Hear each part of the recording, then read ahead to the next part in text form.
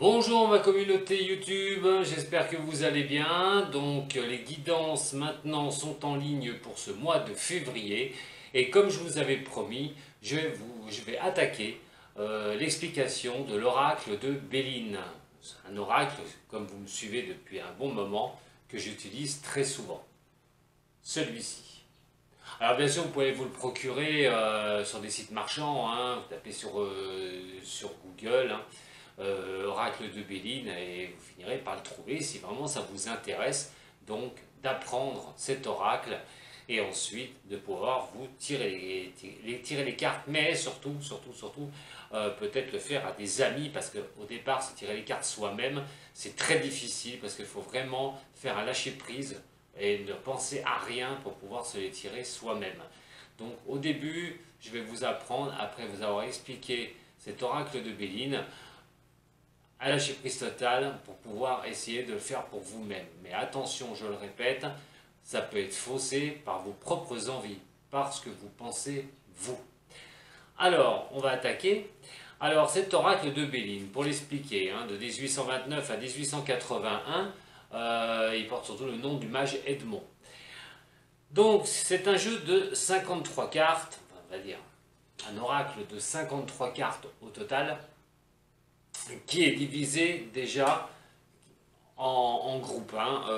Il y a quand même 7 groupes de 7 cartes. Alors 7 groupes de 7 cartes, ça ne donne pas 53, ça va donner 49. Les autres sont faits pour Edmond. Alors certains oracles de Béline, vous trouverez certaines cartes marquées Edmond dessus, ou son prédécesseur, mais quoi qu'il en soit, nous avons donc 7 groupes de 7 cartes. Alors c'est quoi les groupes? Alors les groupes, par rapport à cet oracle, on va le référencer à peu près, et c'est pour ça qu'il est très utile, il n'est pas très difficile, mais en plus, quand vous l'aurez pris en main, vous allez vous rendre compte qu'il y a beaucoup de choses qui rentrent en jeu. Parce que c'est cette division de 7 cartes, en fait, de groupe, est vraiment proche de l'astrologie. Voilà. Donc vous allez retrouver des cartes. Alors je vais les prendre un petit peu comme ça, je vais vous les montrer, hein, pour vous expliquer les groupes déjà. Donc il y en a 7 à chaque fois pour chaque groupe. Alors ça va correspondre, ces groupes, à l'astrologie, comme je vous ai dit, mais aux planètes. Donc planètes. Mais attention, je mets un bémol. Il y a 5 planètes et 2 astres. On ne se trompe pas. On a la planète, enfin l'astre solaire et la Lune, qui font partie de ce groupe. Pour faire mieux, je vais vous parler des 7 éléments, les 7 éléments, des 7 planètes. Même si les 2 autres, je vous dis, sont des astres. Alors on va commencer par 7 cartes qui sont représentées comme celle-là avec la Lune. Alors, la Lune, elle représente beaucoup de choses. En astrologie, elle va représenter, je vous la montre comme ça, voilà. En astrologie, elle va représenter le signe du Cancer, car c'est sa planète au Cancer. Alors la Lune, elle représente les trahisons, des départs, des inconstances, des découvertes. C'est aussi l'émotionnel, c'est les cartes d'émotion, les pénates, la maladie, toutes ces choses-là, c'est les cartes qui représentent la Lune dans l'oracle de Béline. Donc la trahison, le départ, l'inconstance, la découverte, l'eau, les pénates, la maladie sont sous ce symbole-là, ici, sous le signe lunaire. Voilà le groupe de la Lune. Alors la Lune, qu'est-ce qu'elle représente? La Lune, elle va représenter le soi, vraiment comment on est en émotivité. Elle va représenter une influence qui est quand même assez spéciale. Mais je vais revenir sur ces influences après, hein. Je vais plutôt commencer déjà par les groupes. Donc, vous avez bien compris, sur la Lune, vous allez retrouver un groupe de 7 cartes. Il y a donc la trahison, le départ, l'inconstance, la découverte, l'eau, les pénates, la maladie. Ça pour la Lune. Donc on n'oublie pas la Lune, la planète de la Lune, en astrologie, elle est dirigée au signe du Cancer. Ensuite, nous avons une carte, voilà, le Soleil. carte solaire. Alors, celle-là, c'est les pensées d'amitié, hein. Mais vous avez aussi celles qui sont régies par ce soleil. Vous avez la nativité, la réussite, l'élévation, l'honneur, pensée d'amitié. Vous avez aussi la campagne, la santé et le présent. Voici les 7 cartes qui seront donc associées au soleil. Sachez que le soleil est la planète du signe du lion. Ensuite, nous allons attaquer par une autre carrément, c'est Mercure. Alors Mercure, elle est symbolisée comme ça à l'oracle de Béline. Alors Mercure, c'est le changement.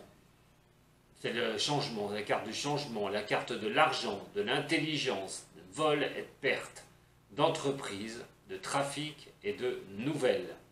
Voici les cartes qui sont régies donc par Mercure au niveau du Béline. Ensuite, nous allons arriver sur la carte de Vénus. Vénus, belle Vénus, qui, attitrée au niveau de l'astrologie, a 2 signes, le taureau et la balance. Alors vous retrouverez bien sûr les 7 cartes de Vénus dans le jeu du Béline, les plaisirs, la paix, l'union, la famille, l'amour, la table et les passions. Ce sont les 7 cartes régies par Vénus, ce côté. Alors ensuite vient la planète Mars. Celle-ci, elle est démontrée comme ça, fond rouge. Alors la planète Mars et ses 7 cartes, c'est la méchanceté, le procès, le despotisme, l'ennemi, les pourparlers, le feu, l'accident. Et cette planète Mars, elle est accolée au signe du Bélier. Donc nous avons la prochaine qui est Jupiter. Alors Jupiter, elle, ces 7 cartes sont les appuis, la beauté, l'héritage, la sagesse, la renommée, le hasard et le bonheur. Cette planète-là est collée donc au signe du Sagittaire. C'est votre planète les Sagittaires. Et donc nous avons la dernière, et pas les moindres non plus, Saturne. Saturne, vous retrouvez la fortune, la stérilité, la fatalité, la grâce, la ruine, le retard et le cloître. Et cette planète est vraiment accolée au signe, d'un signe, le Capricorne, voilà. Alors je reprends un peu mes petites notes parce que c'est vrai que bon, de tout se rappeler, j'ai des lacunes des fois. Oui, c'est peut-être dû à mon âge, hein, désolé. Mais bon, comme j'ai tout déjà prévu, que j'avais tout marqué depuis très longtemps parce que on en oublie un peu. Alors, on va reparler un petit peu de ces groupes-là, hein. Donc, à chaque groupe, vous avez cette carte. Alors, toutes ces planètes ont leur influence au tirage, mais j'y reviendrai un petit peu plus tard. Là, je vous explique les groupes et je vais vous expliquer les mouvements de la planète. Alors, on a parlé de Jupiter. Alors, Jupiter, c'est le Sagittaire. Alors, c'est l'expansion, généralement, le Jupiter. C'est la spiritualité, c'est la croissance. C'est vraiment ce qui est protecteur. C'est l'énergie qui est accrue. C'est l'amplification de celle-ci. Jupiter, c'est la bénéfique. Voilà. Jupiter, au niveau de l'astrologie, suivant dans quelle maison elle va tomber, je ne vais pas faire un cours d'astrologie par contre, mais suivant Jupiter, on peut se situer Jupiter dans une des maisons de votre signe astral, il est quoi qu'il en soit, elle est bénéfique. Elle va apporter vraiment quelque chose d'amplifier les choses. Alors, on va vous pousser, par exemple, à la réussite, va vous pousser, c'est quelque chose où c'est vraiment le moment d'attaquer, parce que Jupiter va vous porter son énergie. C'est comme le soleil, en fait Jupiter c'est un faux soleil, mais quoi qu'il en soit, Jupiter, elle va vous amplifier les choses. C'est comme si vous receviez quelque chose comme un soleil, mais pas aussi puissant hein, que l'astre solaire. Mais elle amplifie les choses. Alors la Lune, hein, comme je vous ai dit, hein, bon, le Jupiter, c'est quand même le Sagittaire. Hein. Alors on a la Lune, on a le Cancer, la signe, rappelez-vous, hein, vous pouvez regarder la vidéo, mais la Lune hein, qui est ici. Alors donc elle est référencée, elle, au signe du Cancer. Alors c'est l'émotion, les vies antérieures, On a aussi, c'est tout ce qui est le rêve, l'inconscient, l'émotionnel d'ailleurs par rapport à la Lune. On a les voyages, ça représente le féminin, voilà, pour un homme, féminin pour une femme. Et quoi qu'il en soit, cette Lune, c'est vraiment l'émotion. Et vous verrez pourquoi je vous raconte tout ça, parce que ça va avoir son importance énorme quand vous allez pouvoir faire un tirage. Donc la Lune, c'est l'émotionnel. Voilà, c'est aussi comment vous êtes perçu, comment vous allez être, quand on dit le signe lunaire, c'est comment vous êtes perçu, ce que vous dégagez. On a la prochaine aussi, hein, alors la Lune, hein, comme je dis, c'est vraiment le signe du Cancer. Alors on a le Soleil aussi, voilà, hein, je la reprends, je vais la remontrer.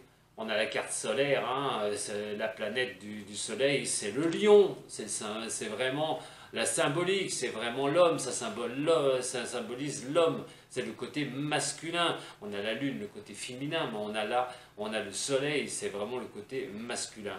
Alors, ça représente le social, l'esprit, l'énergie, l'estime de soi, de la vitalité, de mettre tes actions et le désir de puissance pour le Lion.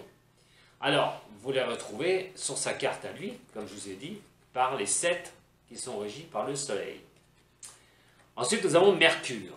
Alors, on a Mercure est la planète, elle, de la Vierge. Mais attention, pas de la Vierge, mais la planète aussi du Gémeaux. La Vierge et le Gémeaux sont régis par Mercure, sa planète. Alors, c'est l'échange, c'est l'intelligence, c'est la précision, c'est la communication, le relationnel et l'entente. Cette planète-là, elle est régie aussi par les 7 cartes, hein, vous regarderez au tout début. Donc, on va retrouver un groupe de 7 aussi pour cette planète Mercure qui régit 2 signes, la Vierge et le Gémeaux.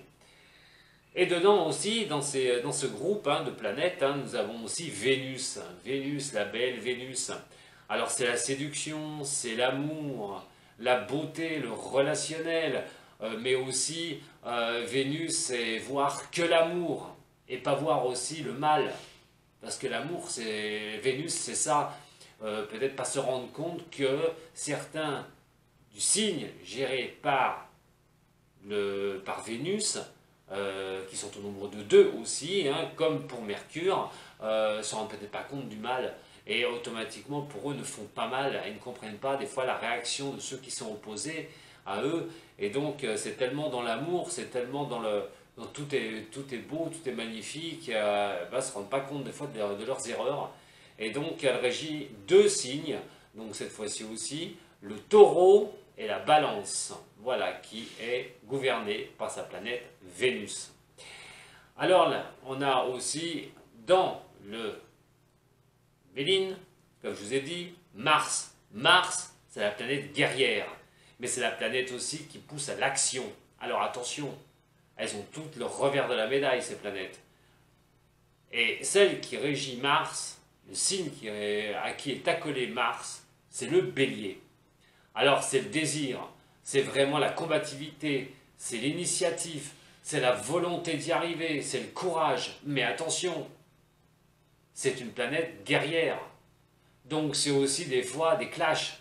Ça peut être aussi de mettre trop d'action à un moment donné et de se mettre les gens à dos. Trop d'action aussi et pas laisser faire les choses et à un moment donné que ça peut s'écrouler autour de vous.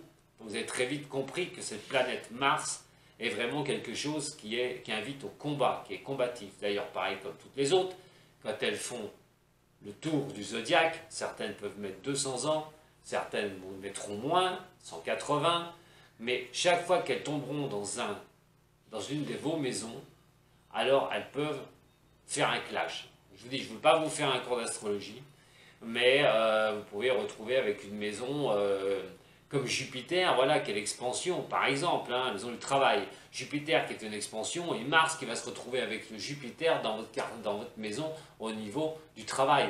Dans ce cas-là, c'est vraiment un combat, c'est vraiment d'y aller et puis avoir de la chance aussi. Jupiter est quand même une chanceuse. Donc voilà, donc c'est vraiment un mix. Mais je m'arrête là, je ne veux pas faire d'astrologie. Donc on est dans vraiment cette planète guerrière, combative. Alors elle peut être bonne ou mauvaise, comme d'ailleurs à l'oracle de Béline, parce que cette méchanceté, vous pouvez la subir par exemple, parce que celle-là c'est la méchanceté, mais vous pouvez la subir, mais vous pouvez aussi la diligenté.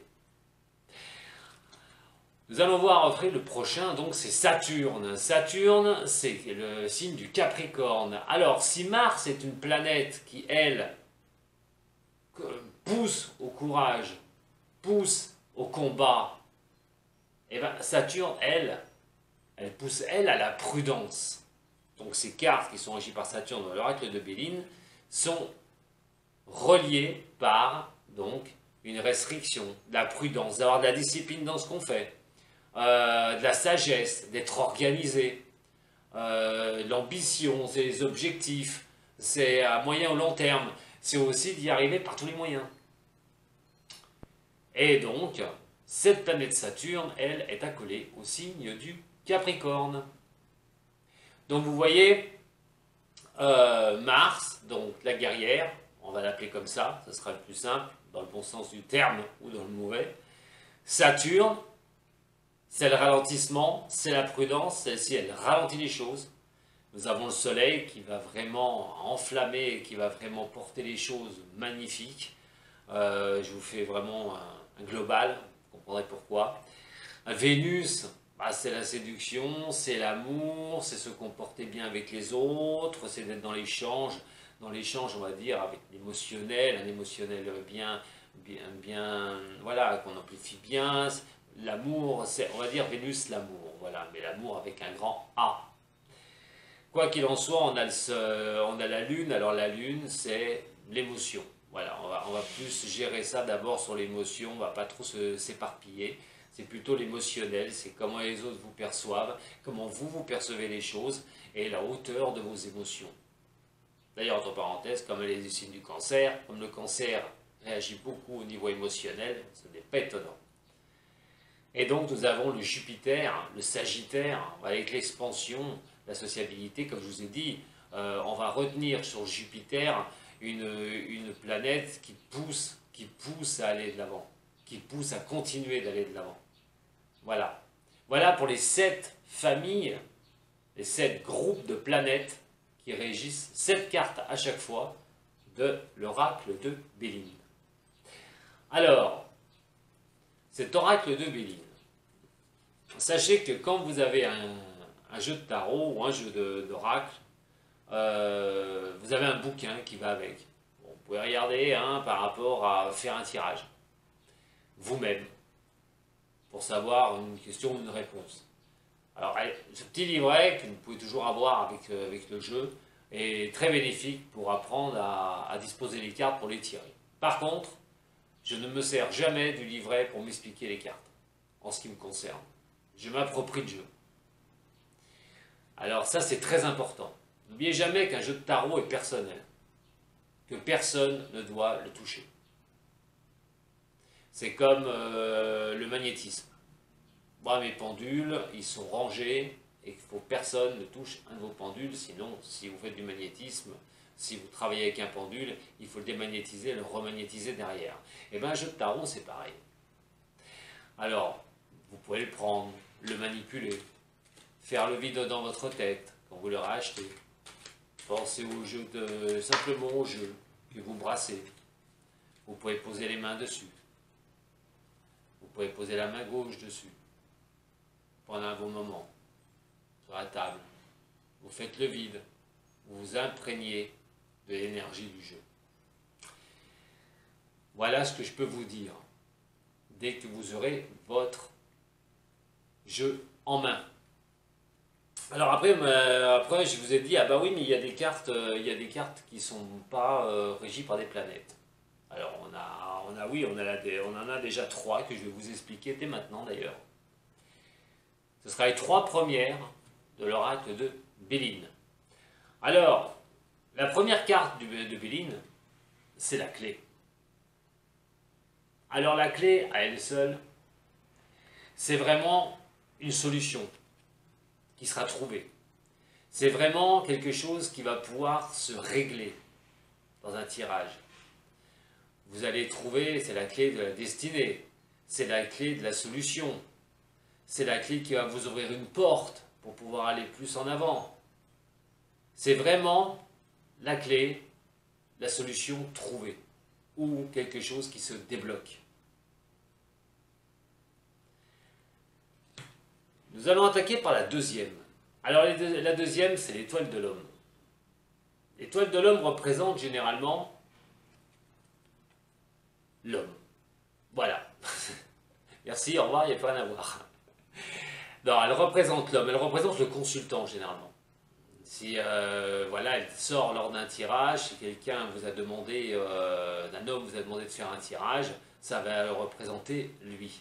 Par contre, ça peut représenter, c'est une femme qui va vous le tirer, ça peut représenter son compagnon, ça peut représenter un ami proche, ça peut représenter un patron, c'est suivant les autres cartes. Je vous explique carte par carte, attention.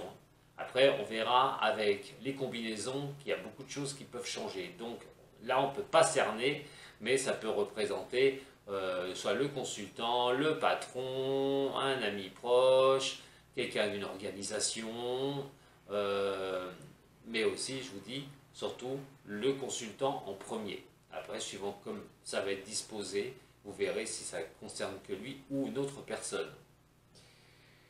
Et la troisième carte, puisqu'on a le masculin, nous avons le féminin. Donc, le féminin, c'est pareil. Ça peut représenter aussi, j'ai oublié de vous dire pour l'homme, bon, excusez-moi, ça peut représenter aussi, si vous êtes une femme, votre côté masculin. Et là, on est à l'inverse, l'étoile de la femme. Ça va vous représenter, vous, si vous êtes consultante, dans un tirage, ou, suivant la disposition des cartes, une amie, une personne qui peut vous aider, mais aussi, si vous êtes un homme, votre côté masculin. Voilà pour ces 3 premières cartes de l'oracle de Béline, avec donc l'explication des groupes que vous trouverez sur ce jeu, et des planètes, et ce qu'elles veulent dire, parce que vous allez voir, ce qu'elles peuvent dire est très important pour la suite. Je vous remercie beaucoup. Je vous dis à très vite pour la deuxième vidéo sur l'oracle de Béline. Salut!